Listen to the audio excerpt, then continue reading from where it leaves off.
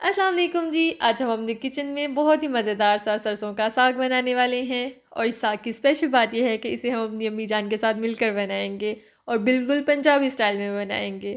साग सर्दियों की सौगात होती है, इसे हर कोई बहुत शौक से खाना पसंद करता है।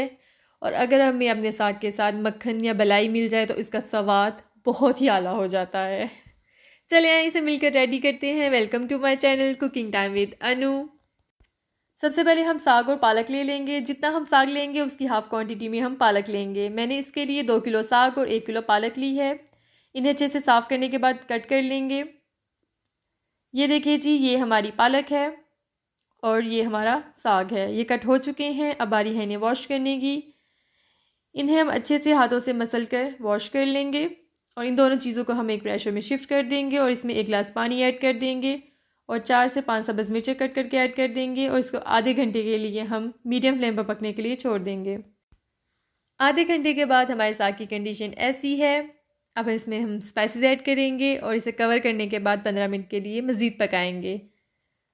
इसमें जो हम स्पाइसेस डालेंगे नॉर्मल से स्पाइसेस डालेंगे, बहुत ज़्यादा नहीं डालेंगे।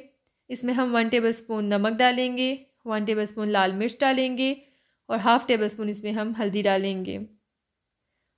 और ये देखिए जी, हमारा साग रेडी हो चुका है। अब हम इसमें 1 कप आटा ऐड करेंगे और इसे अच्छे से घोट लेंगे। आटा ऐड करने से हमारा साग बहुत ही मुलायम बनेगा।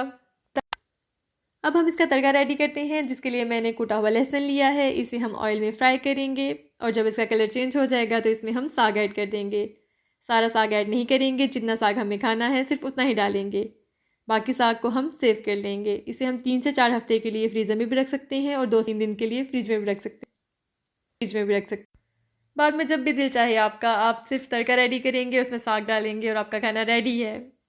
मुझे पराठे के साथ साग खाना बहुत अच्छा लगता है। अगर इसके साथ मलाई और मक्खन भी मिल जाए तो क्या ही बात है। इसे आप खुद भी खाएं, अपने घर वालों को भी खिलाएं। मुझे दुआओं में याद रखें और मेरे चैनल को ज़रूर सब्सक्राइब कर लें। फ़ी अमानिल्लाह, अल्लाह हाफ़िज़।